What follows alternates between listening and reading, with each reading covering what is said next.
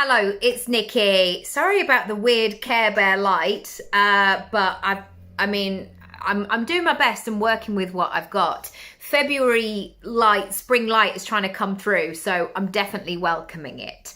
Here's one of the questions that I get a lot. And I want to give you some really practical things that you can incorporate into your day, your week, and the way that you run your life and business. And these topics are really open-ended. And so you can use this like a pick and mix, a platter, a grazing board that you can pick and choose from whenever you need to. And I found it in my own life to be really grounding. It's also been a lovely support when I've had moments in my life, and I've always talked about this. I'm really ambitious. There's so many things that I want to do. I wake up in the middle of the night with loads of ideas. And sometimes, I feel like there's never enough time in the day. And sometimes it can feel a lot with kids and home and last minute things from the school that I hadn't thought about or whatever it might be. So I want to give you 7 topics that I like to play in when I'm looking to make big progress in my business and in my life. And I want to give you an analogy today of the importance of working with both sides of that. So if you go on a long haul flight, for example, a lot of that flight, you will feel like you're up in the air, you're making progress, you're elevating, it all feels like a great experience. But equally, that plane and its staff are so smart about their boundaries. They will tell you, we need to refuel at these stages. We need a staff shift around. We don't fly all the way to Australia. You're going to have to stop in Singapore or Dubai or wherever it might be. So they have that understanding that it's so important when you are flying, when you are progressing, that there needs to be this sense of groundedness. This will also speak to you if you've got all of the ideas, but you don't know how to get started, or you're struggling on where to focus or what to do. So here are some things that I can share. Number 1, be inspired. This is a very key part of my week in my business, in my life, in the way that I parent. I am always looking for inspiration, to ways to feel good. I'm thinking about my environment. I'm setting myself up for success. And it all starts for me in the way I feel. If I feel good, if I feel expansive, I'm going to operate from that state rather than feeling squashed and small and like I don't know what to do.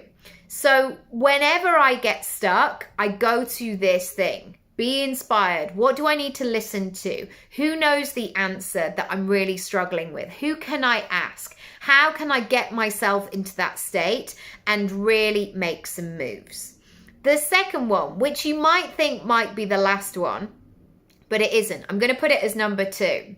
Rest.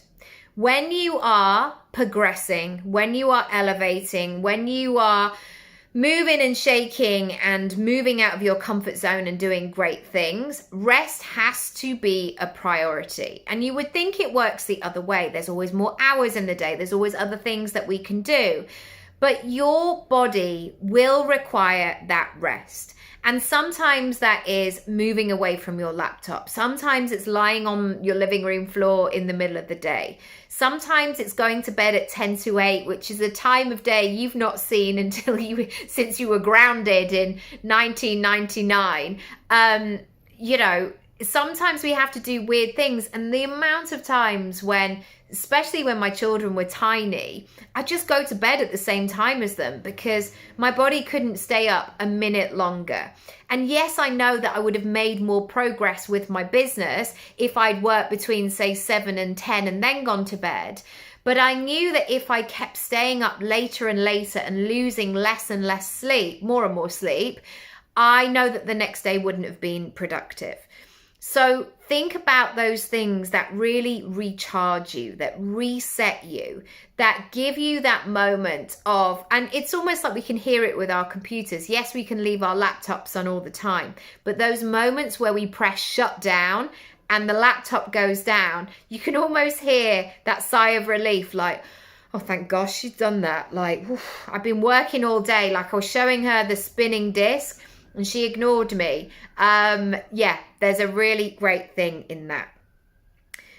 Number 3, I like to be in a place where I can generate ideas. So for me, that's movement, that's journaling, that's in conversation, that's mind mapping. And being in a state of generating ideas allows you to be in that beginner's mindset, that openness, that like, oh, how can we do this better? How can I add a new spin to this? And I'm always asking myself, and I know lots of people might do the opposite, like, well, I've been doing this for ages. I'll just regurgitate the old stuff. But I know if I do that too much, you can almost feel like that staleness to it. And again, I'm not saying that you have to always reinvent the wheels, but I do think, like me more so with my partner rather than my children, if I cook something different, unexpected, a recipe from one of our recipe books that's been gathering dust on a Wednesday night, it can change our whole week. That sense of like, ooh, we're going to try this. What should we do next week? It opens things up. So whatever situation you're in, whatever capacity that you have, make sure that you have some places in which you can put your ideas in. That might be your notes section. I remember the amount of blog posts that I sort of formulated and put together and scripted, even in a kind of bullet notebook form, when I was feeding my baby for hours on end in the chair. By the time I came to write them, I was like, okay, I know what to say. Maybe you have a notebook next to your bed. Maybe you're adding to a big piece of paper, whatever it might be. Make sure you have a space to generate ideas and then collect them. Number 4, heal and process. This has been so key because when you feel that sense of elevation and growth and change, speaking personally, but maybe it's the same for you, old stuff will come up, things that I haven't dealt with. Maybe I'll be more emotional than usual. And so I actively have to find space and tools to meet those things. And for me, my running habit has been incredible because it's really given me that time to heal and process. And but maybe for you it's meditation. Maybe for you it's having strict boundaries in your business, in your life. Maybe it's adding more fun into your calendar. Maybe it's booking 6 sessions of therapy, whatever it might be. I know that this growth, this change, this progression will require a different version of yourself. And in doing that, it's like popping up to say hello. So finding a way where you can really understand your gaps, what's going on, what needs to be healed will really be helpful. The next one, maintain. How can you get really solid frameworks into your life and business that give you a steadiness, a groundedness that's going to protect you? And sometimes this, for me, like this is so grounding, and maybe this is why my son likes it, but me and my son have the same breakfast every single morning. I try and do things for them in terms of like getting them ready for school, where their uniform is in exactly the same place every single day. So what I'm always looking to do is to simplify and take stuff out that is unnecessary. At the weekends, things can be more flexible. We do different things and all the rest of it. But when I'm in a growth stage, the last thing I want to do is overcomplicate things. So things like batch cooking really works for me. Things like meal planning. Things like doing all of the uniforms as a job lot on a Sunday really helps the rest of the week. Having systems, we've got, it all sounds really boring, I know. Having a sign on our front door with a list of what my children need on each days.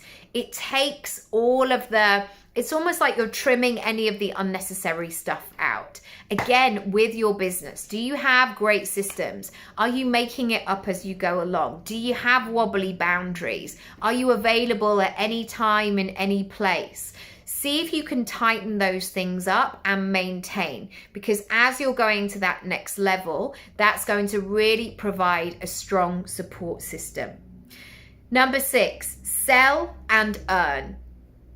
I know it's lovely just to be thinking about dreaming big and living your best life, but for most of us, that requires us to earn income. And we have to be very clear and strategic as to how that's going to happen.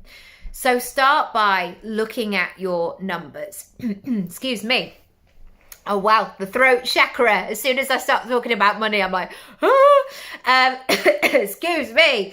Start looking at your numbers. Start looking at your bank account. Start coming up with a strategy of how you're going to sell and to who and how many things. Start being very familiar with your money and building a relationship with it. Don't leave it to chance. Don't hope for the best. Don't see what happens. If you are committed to that growth, again, that constant and consistent stream of income is going to really take care of you and really nurture your nervous system so you're not feeling like you're all over the shop the whole time.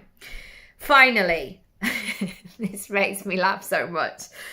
Live, laugh, love. I don't have any of those signs or ornaments or cutouts in my house.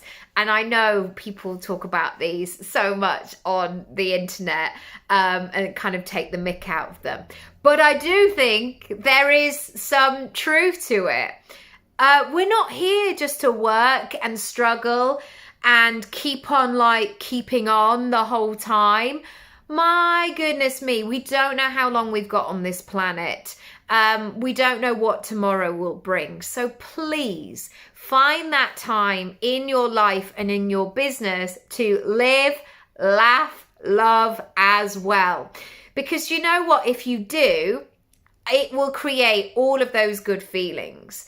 And once you start creating that as the norm, that positivity will flow into your week, into your business, into who you are, into the conversation that you might have in the supermarket with somebody that you know. Life can be challenging and pressured enough sometimes. So do the things, book them in, make that, and again, it doesn't have to be loads of money. It can be, I don't know, it can just be doing fun things. I was even talking with my kids the other day. I was like, I can't wait for us to have our dinner in the garden. And it's such a small thing, but when my eldest was little, we only had a tiny little balcony. We now have a garden. He's like, yes, what are we going to have first? And again, it's literally just moving location. Again, we went to a park the other day and we came back for lunch. And my daughter was like, I can't wait until it's sunny. We can bring our sandwiches. Good northern girl. She's not, she's southern, but it just brought a smile to my face. Live, laugh, love. And if you want to get a t-shirt or an ornament, absolutely do that as well.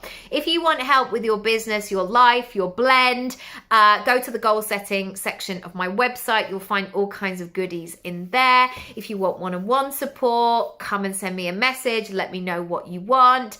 And that's it for today. Thanks for joining. Thanks for watching. Sending you lots of love, and I'll see you next time. Bye.